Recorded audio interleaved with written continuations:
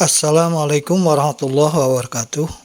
Bapak dan Ibu yang terhormat, berikut adalah informasi tentang pembelajaran berbasis proyek yang kolaboratif, aplikatif, dan lintas mata pelajaran yang merupakan bagian dari 3 karakteristik utama kurikulum Merdeka.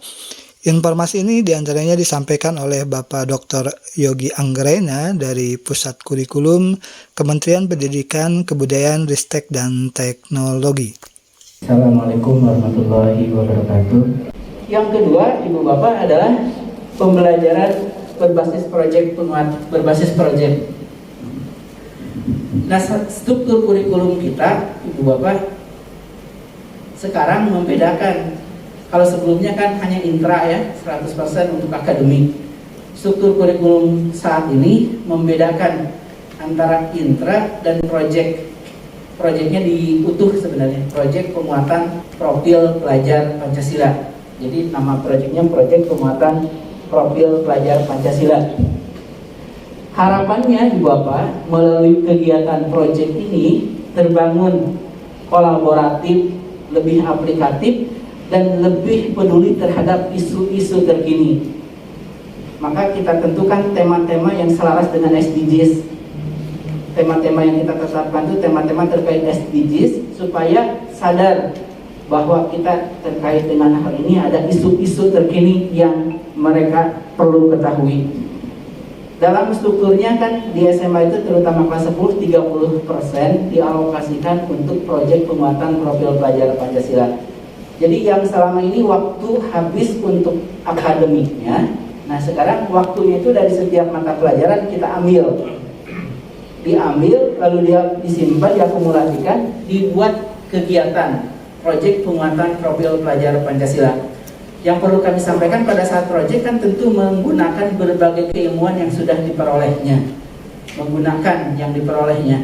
Nah, yang perlu kami tegaskan di sini, proyeknya itu fokusnya adalah penguatan karakter. Tujuan utamanya itu adalah langsung ke dimensi profil pelajar Pancasila. Sehingga pada saat proyek tidak ada keharusan mengaitkan dengan capaian pembelajaran yang lagi dipelajarinya. Kalau memang tidak bisa terkait dengan yang lagi dipelajari, nggak apa-apa dikaitkannya dengan materi yang sudah dipelajari. Karena fokus proyeknya adalah penguatan profil. Kalau dia sudah bisa mampu mengaitkan, itu lebih bagus.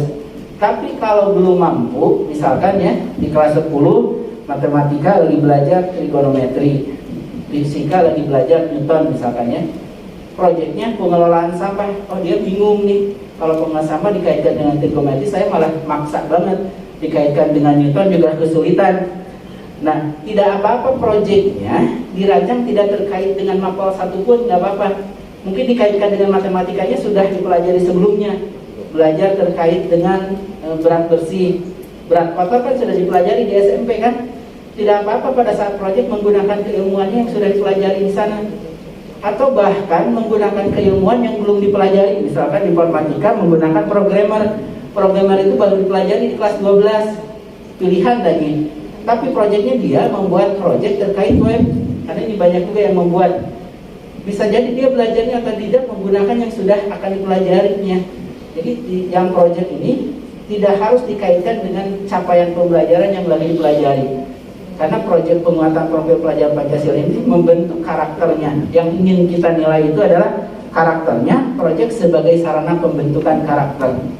Sehingga di sini dengan proyek itu justru kita harapkan dia membuat proyek lintas berbagai mata pelajaran itu dia akan sadar nih, oh terkait dengan proyek penguatan proyek pengelolaan sampah. Ternyata pada saat pengelolaan sampah itu dia lebih belajar menerapkan matematika, menghitung berat kotor. Lagi belajar proyek itu, wah dia ternyata ada keterkaitan dengan IPA. Ternyata dia bisa membedakan sampah organik, anorganik, dibedakan. Nah, disinilah keterkaitan keilmuan itu digunakan. Walaupun keilmuannya itu mungkin sudah dipelajari di sebelumnya, di SMP, di SD misalkan. Tapi dia akan menyadari bahwa ternyata satu keilmuan itu tidak berdiri sendiri. Ada kolaborasi berbagai keilmuan yang dapat digunakan di dalam kesehariannya. Itu ya. Jadi proyek itu mungkin menggunakan berbagai kemampuan, Kalau sekolahnya sudah mampu mengaitkan dengan yang lagi dipelajari, silahkan. Tetapi kalau belum mampu yang lagi dipelajari, mengaitkannya dengan yang sudah pun nggak masalah. Karena untuk proyek ini adalah untuk memperkuat karakter, sarananya melalui proyek. Maka dalam kampanye kita pertegas, untuk proyek itu pencapaian utamanya adalah dimensi profil pelajar Pancasila, dan tidak harus, namanya tidak harus ya, kalau mau melakukan mengaitkan dengan apa, ya nggak dilarang kalau sudah mampu. Tapi yang belum mampu jangan dipaksa dikaitkan kalau belum mampu. Tidak harus dikaitkan dengan capaian pembelajaran mata pelajaran yang lagi dipelajarinya. Jadi ini yang terkait dengan proyek. Nah, proyek itu yang kita dorong adalah kolaboratifnya, aplikasinya, ternyata keilmuan yang sudah dia peroleh dalam kehidupan sehari-hari. Lalu juga ini sifatnya lintas, jadi jangan sampai proyeknya, jangan sampai dikasih proyek matematika, dikasih proyek agama, IPA dan lain-lain. Proyeknya itu lintas, dikumpulkan seluruh alokasi waktu yang ada, disusun proyek. Maka di SMA kelas 10 membuat proyek cukup setahun 3 kali waktunya, silahkan. Bisa jadi 4 bulan, 4 bulan, 4 bulan, bisa jadi 6 bulan, 3 bulan, 3 bulan, silahkan, yang penting setahun 3 kali. Bapak dan Ibu yang terhormat, demikian informasi sekaitan dengan pembelajaran berbasis proyek yang disampaikan oleh Bapak Dr. Yogi Anggrena.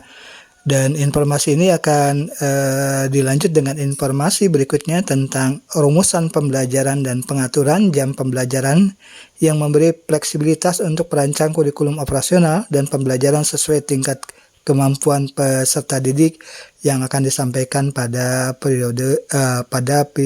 video berikutnya.